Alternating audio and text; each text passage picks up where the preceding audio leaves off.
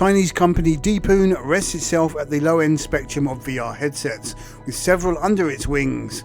We tried the recently released VR E3 4K gaming combo headset, which incorporates NOLO tracking and boasts an impressive 4K screen.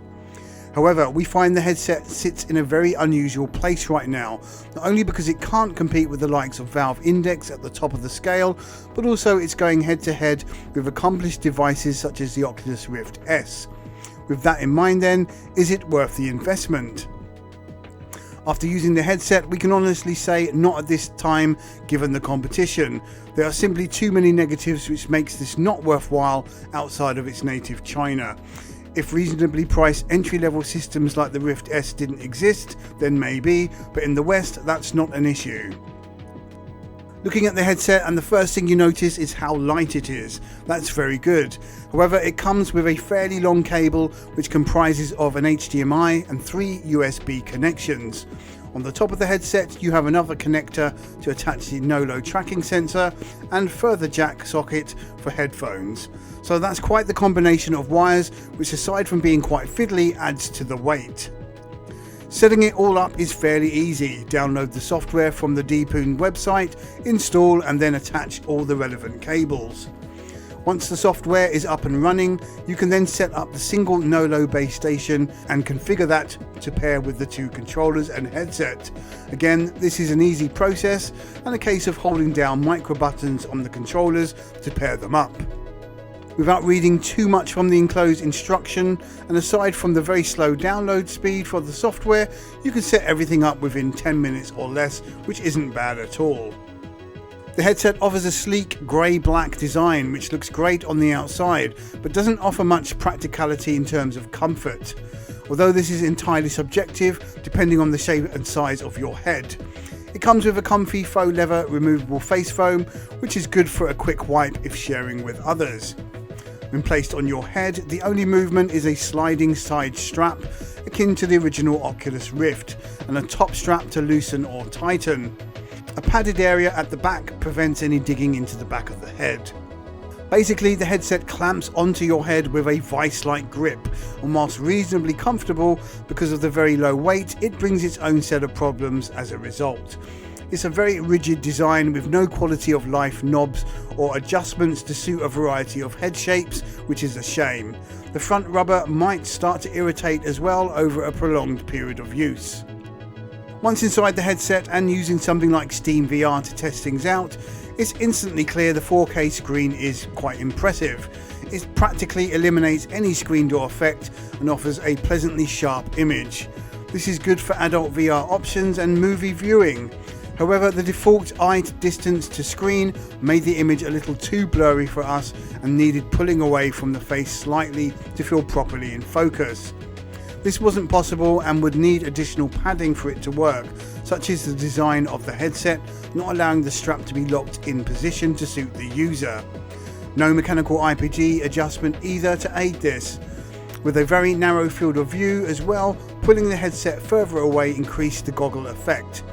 We also found the 3D depth to not be as good either, but perhaps this is due to the eye distance to screen or incorrect IPD setting. We couldn't find a way to adjust this in the software.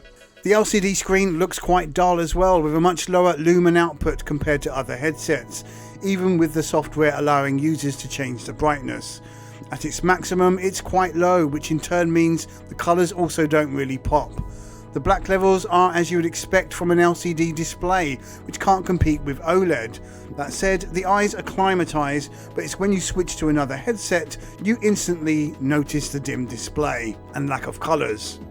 Perhaps the biggest issue we found was with some slight ghosting when moving one's head from side to side at speed, and the issue of the world moving with you slightly as you move your head around.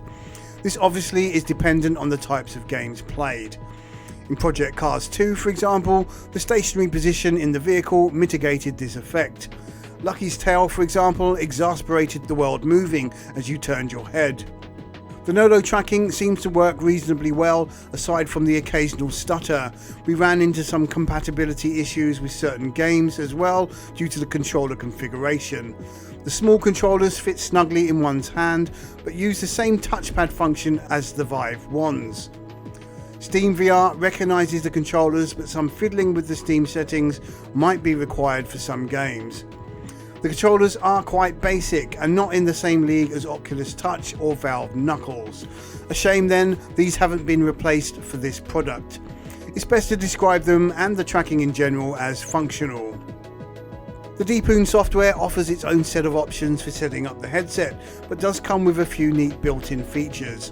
At the touch of a button, you can switch to a desktop view, or movie theatre or game screen.